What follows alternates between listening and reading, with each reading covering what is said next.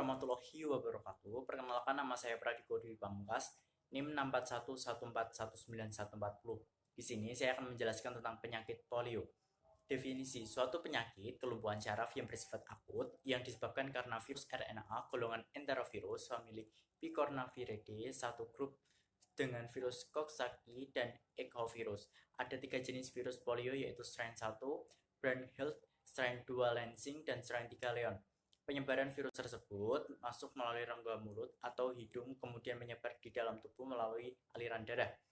Penyebaran virus terdapat melalui kontak langsung dengan tinja penderita polio atau konsumsi makanan dan minuman yang terkontaminasi virus polio. Virus ini juga dapat menyebar melalui percikan air liur ketika penderita batuk bersin, namun lebih jarang terjadi. Gejala polio. Meskipun gejala yang paling parah bisa menyebabkan kelumpuhan dan bahkan kematian, kebanyakan kasus polio memiliki gejala yang lebih ringan. Bahkan beberapa orang yang terkena polio tidak menderita gejala apapun dan tidak pernah tahu mereka terinfeksi. Sekitar 1 dari 4 orang akan mengalami gejala mirip flu, sakit tenggorokan, demam, kelelahan, kepala, sakit perut.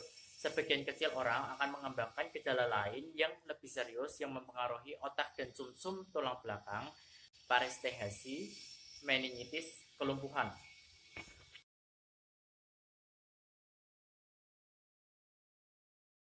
Gejala penyakit polio dapat diklasifikasikan menjadi non-paralitik atau paralitik, dan pasien dapat menderita sindrom pasca polio selama bertahun-tahun setelah terkena penyakit polio.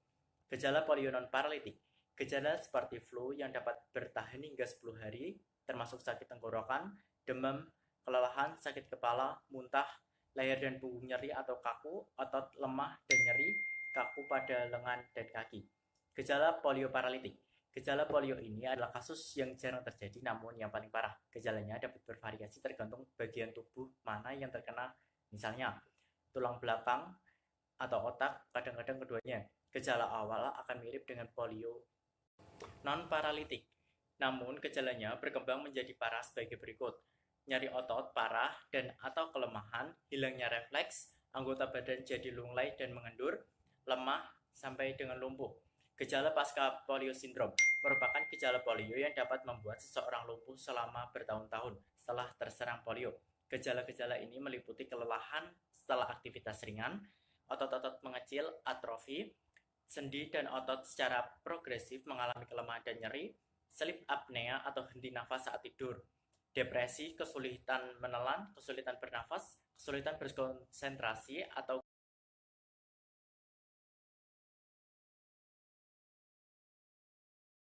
diagnosis polio. Virus polio dapat dideteksi dalam spesimen dari tenggorokan, feses, dan kadang-kadang cairan cerebbrational atau CSV dengan mengisolasi virus dalam kultur sel. Dengan mendeteksi virus dengan polymerase chain reaction PCR, laboratorium CDC melakukan pengujian virus polio termasuk budaya sel, differential intapik, pengurutan genom digunakan untuk menginformasi genotipe virus polio dan menentukan kemungkinan asal geografisnya. Serologi dapat membantu dalam mendukung diagnosis poliomielitis paralitik, terutama jika pasien diketahui atau dicurigai tidak divaksinasi.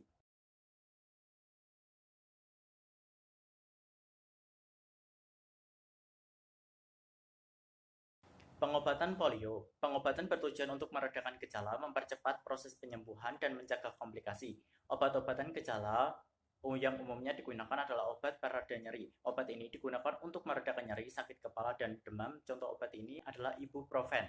Obat antibiotik. Antibiotik digunakan untuk mengobati infeksi bakteri yang menyertai polio, misalnya infeksi saluran kemih. Contoh antibiotik yang bisa diberikan adalah ceftriaxone. Obat pelemas otot, antispasmodiok. Obat ini digunakan untuk meredakan ketegangan pada otot. Contoh obat ini adalah toltepin dan scopolamine. Selain pemberian obat, kompres hangat juga dapat digunakan untuk meredakan ketegangan otot. Pencegahan polio. Kebersihan pribadi yang baik dan sanitasi publik yang terbaik telah membantu mencegah penyebaran atau penularan penyakit polio. Di samping itu, langkah terbaik pencegahan polio adalah melakukan vaksinasi atau imunisasi polio.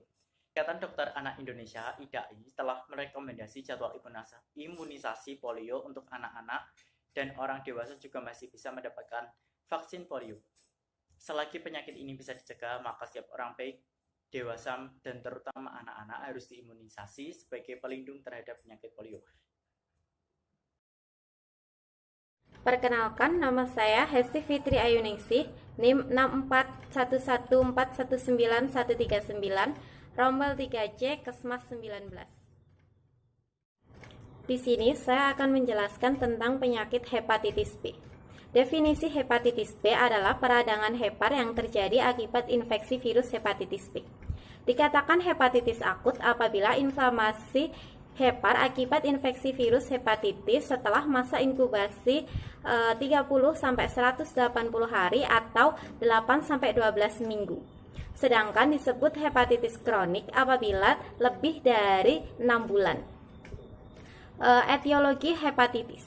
Virus hepatitis B adalah virus DNA sirkuler berantai ganda famili Hepatnavidae yang mempunyai 3 jenis antigen. Yang pertama yaitu antigen surface hepatitis B yang berada pada mantel, dan yang kedua adalah antigen CAR hepatitis B yang berada pada inti, dan antigen E hepatitis B yang terdapat pada nukleosid virus. Ketiga jenis antigen ini menimbulkan respon antibodi spesifik terhadap antigen-antigen yang disebut dengan anti-HBs.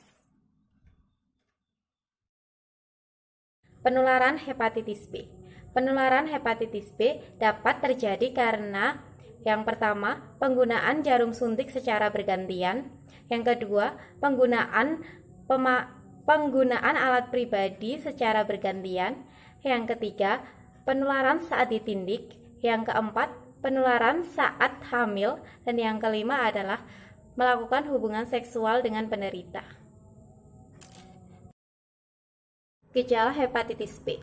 Hepatitis B dapat ditandai dengan beberapa gejala, di antaranya yang pertama yaitu kulit dan mata menguning, perutnya sangat sakit, mual dan muntah, urin berubah menjadi gelap, dan kelelahan yang sangat ekstrim. Diagnosis hepatitis B. Diagnosis dilakukan untuk mencari tanda-tanda kerusakan hati seperti kulit yang menguning atau sakit perut. Tes dapat dilakukan untuk mendiagnosis hepatitis B dilakukan dengan cara diantaranya yaitu tes darah. Tes darah dapat mendeteksi tanda-tanda virus hepatitis B di tubuh, baik itu kronis maupun akut. Tes darah sederhana juga dapat digunakan untuk menentukan apakah pasien kebal terhadap keadaan tersebut. Yang kedua ada USG hati. USG khusus yang disebut elastrografi sementara dapat menunjukkan adanya kerusakan hati. Yang ketiga yaitu biopsi hati. Dilakukan dengan sedikit mengeluarkan sampel hati untuk pengujian atau disebut dengan biopsi hati untuk memeriksa kerusakan hati. Selama tes ini, dimasukkan jarum tipis melalui kulit ke dalam hati untuk mengambil sampel jaringan untuk dianalisis di laboratorium. Pengobatan virus hepatitis B. Pengobatan hepatitis virus B ditujukan untuk mencegah atau menghentikan progresi jejas hati dengan menekan replikasi virus atau menghilangkan infeksi. Dalam pengobatan hepatitis B, target akhir pengobatan adalah hilangnya pertanda replikasi virus yang aktif secara menetap. Terdapat dua kelompok pengobatan virus infeksi hepatitis B. Yang pertama yaitu imunomodulasi atau memperkuat sistem imun, contohnya interferon. Dan yang kedua adalah kelompok antivirus lamivudin dan adeforin. Penderita infeksi virus hepatitis B walaupun belum bisa dikatakan sembuh. Dengan pengobatan yang ada, penyakit bisa dikontrol dan komplikasi kanker hati bisa ditekan. Pencegahan hepatitis B. Hepatitis B dapat dicegah dengan 4 kegiatan utama sebagai upaya untuk mencegah hepatitis B dengan cara melakukan PHBS, seperti contohnya yang pertama adalah melakukan vaksinasi vaksin hepatitis B, yaitu adalah virus yang dilemahkan yang diberikan selama 3 atau 4 kali dalam waktu 6 bulan. Dan yang kedua adalah mencuci tangan sebelum atau sesudah makan, setelah BAB, setelah memegang sampah, atau mencuci makanan yang siap dimakan seperti buah-buahan. Dan yang ketiga adalah hati-hati dengan penggunaan jarum suntik. Penggunaan jarum suntik yang sembarangan seperti jarum untuk membuat tato atau jarum yang digunakan bergantian untuk ketika memakai obat-obat terlarang dapat menjadi sarana yang paling mudah untuk penularan virus hepatitis B. Dan yang keempat adalah melakukan hubungan seksual dengan aman. Jika pasangan atau keluarga pasangan memiliki riwayat hepatitis B, maka sebaiknya menggunakan hubungan seksual dengan memakai kondom.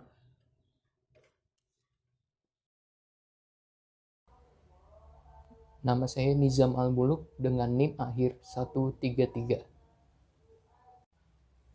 Difteri adalah penyakit akut yang disebabkan oleh bakteri Corynebacterium diphtheriae. Etiologi difteri. Diphtheriae adalah Bacil gram positif aerobi.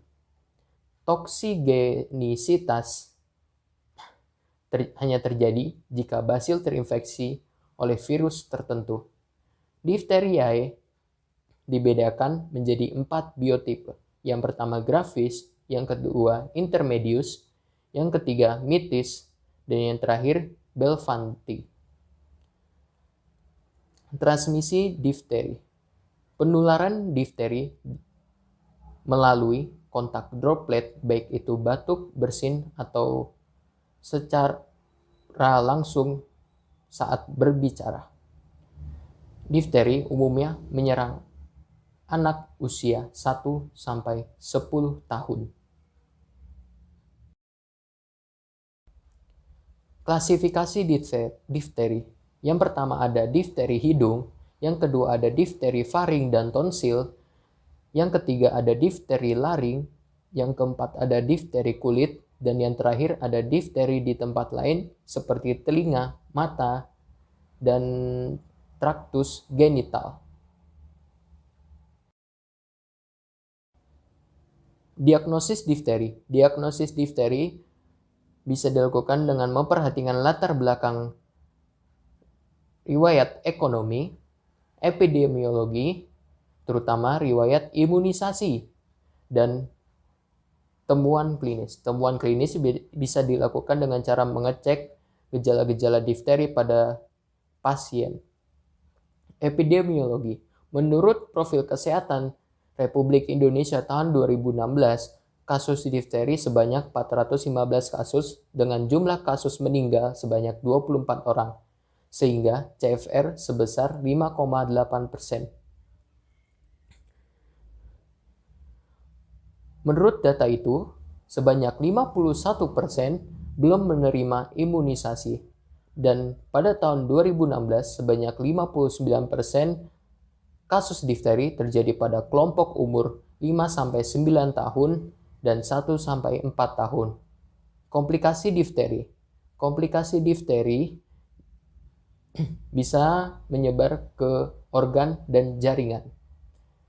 Paling sering adalah miokarditis dan neuritis. Miokarditis adalah detak jantung abnormal pada awal perjalanan penyakit dan bisa menyebabkan gagal jantung. Gejala difteri. Yang pertama, terbentuknya lapisan tipis berwarna abu-abu menutupi tenggorokan dan amandel. Yang kedua, demam dan menggigil. Yang ketiga, sakit tenggorokan dan suara serak. Yang keempat, sulit bernafas. Yang kelima, pembengkakan kelenjar limfe pada leher. Yang keenam, lemas dan lelah. Dan yang terakhir, pilek. Untuk pencegahan difteri bisa dilakukan dengan cara melakukan imunisasi secara rutin. Imunisasi secara rutin diberikan kepada umur 2, 4, dan 6 bulan. Selanjutnya 15-18 bulan dan 4-6 tahun. Imunisasi ini diberikan di semua kelompok umur, baik itu anak-anak, remaja, ataupun dewasa.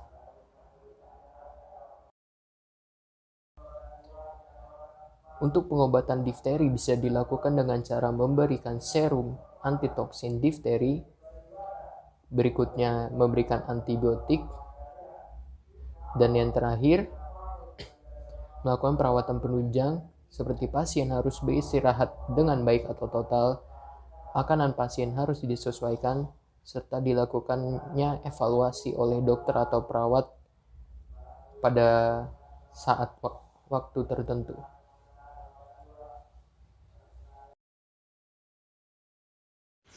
Halo, saya Tutut Wita Pratiwi. Di sini saya akan menjelaskan tentang penyakit tetanus.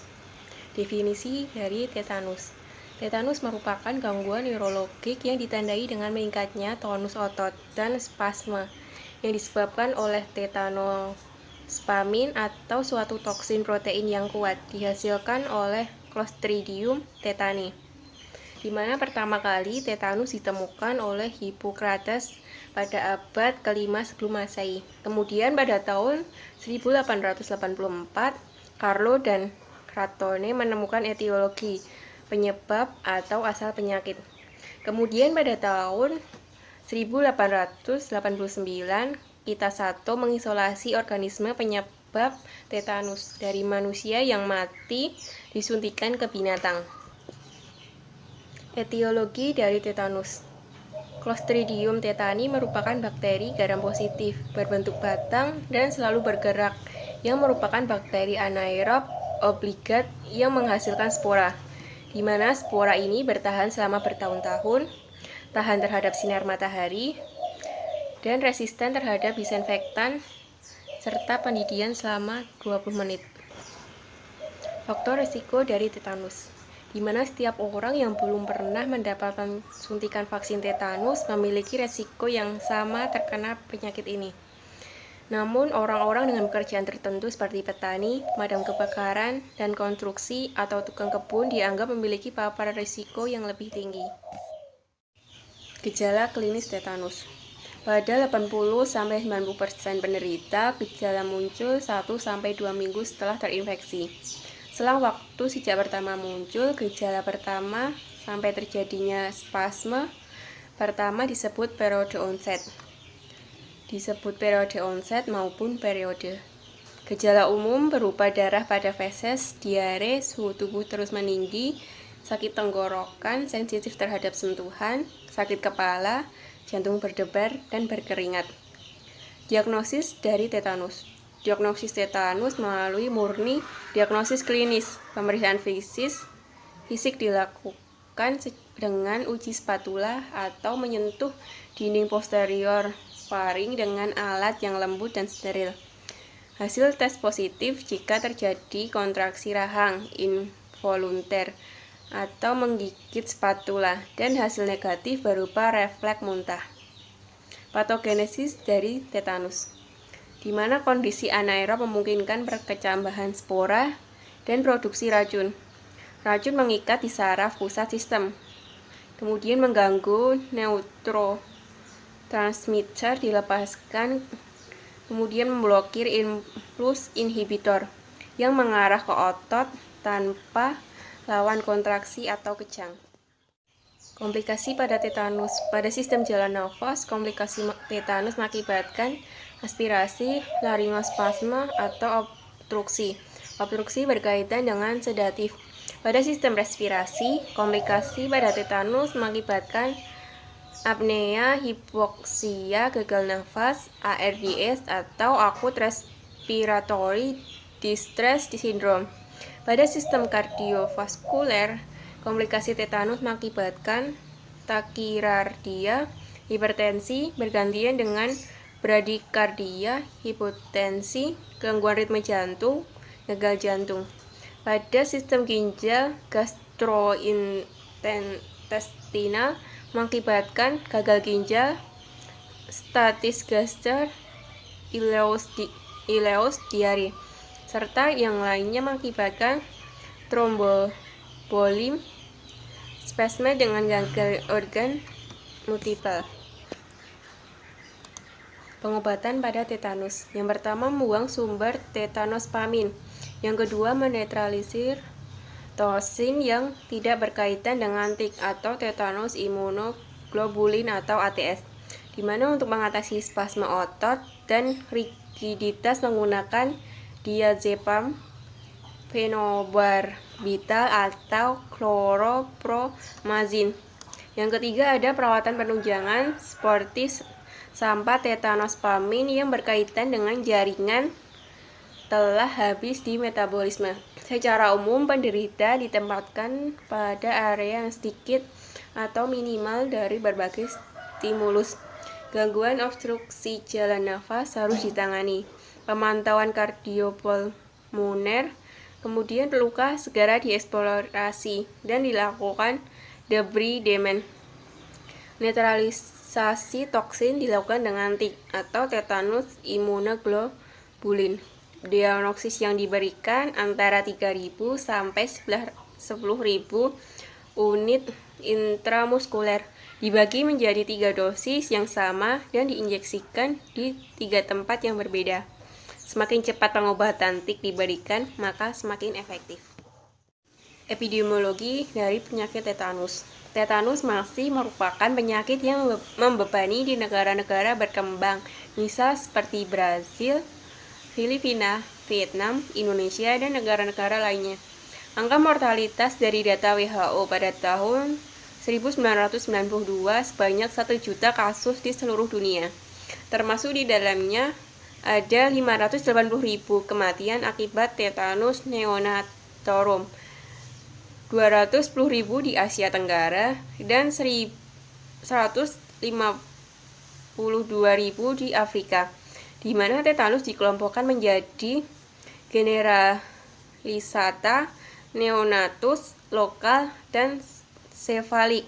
Sekitar 80% tetanus merupakan tipe generalisata.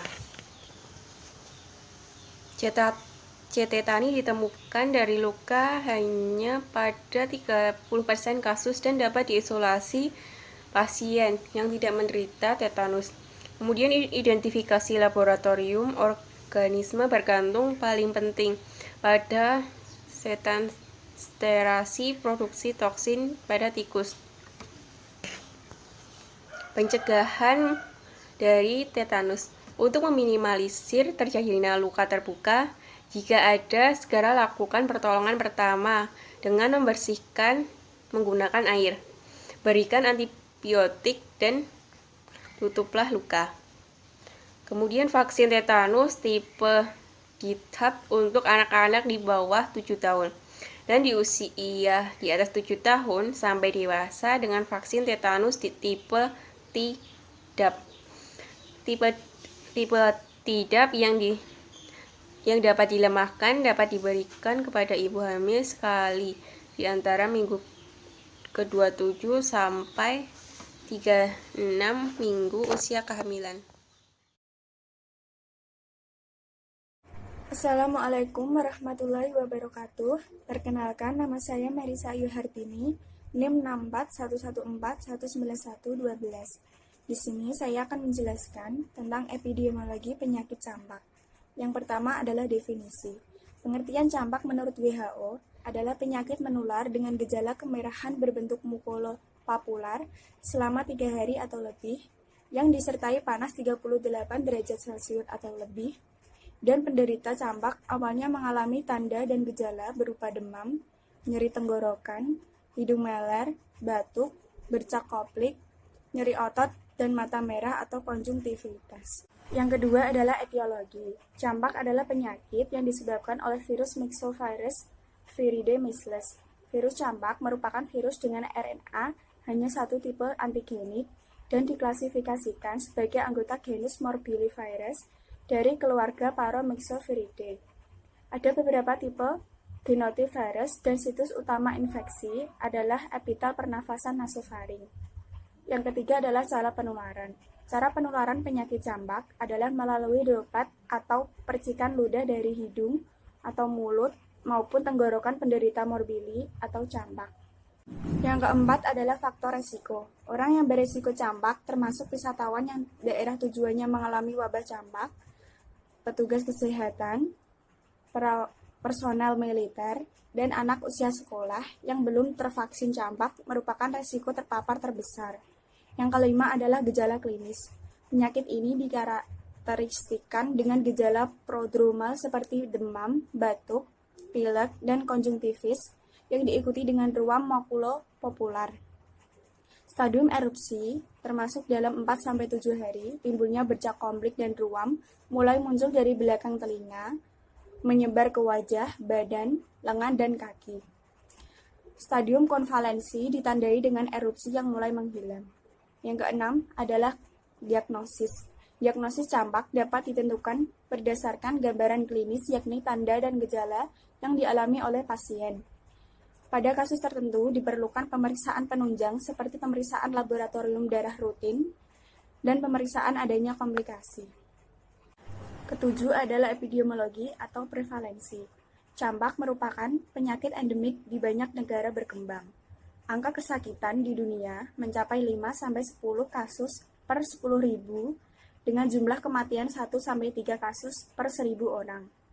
Tahun 2011, Indonesia memiliki cakupan vaksinasi campak sebesar 93,4% dan terdapat kasus campak sebesar 21.893 kasus dengan 9 kasus meninggal. 8. Pengobatan. Pemberian antipiretik untuk demam, suplemen nutrisi, memenuhi kebutuhan cairan, pemberian vitamin A, dan antikonvulsi bila terjadi kejang, antibiotik untuk infeksi sekunder atau komplikasi. Yang terakhir adalah pencegahan. Vaksin atau imunisasi MMR sejak dini adalah cara terbaik untuk mencegah campak. Hindari kontak langsung dengan penderita, khususnya orang yang rentan terhadap infeksi seperti anak kecil dan wanita. Jaga selalu kebersihan diri dan lingkungan, dan selalu cuci tangan di bawah air mengalir dan menggunakan sabun. Sekian presentasi dari kelompok kami. Saya mewakili teman-teman. Mohon maaf bila terdapat kesalahan dalam tutur kata maupun isi dari materi. Sekian, terima kasih. Wassalamualaikum warahmatullahi wabarakatuh.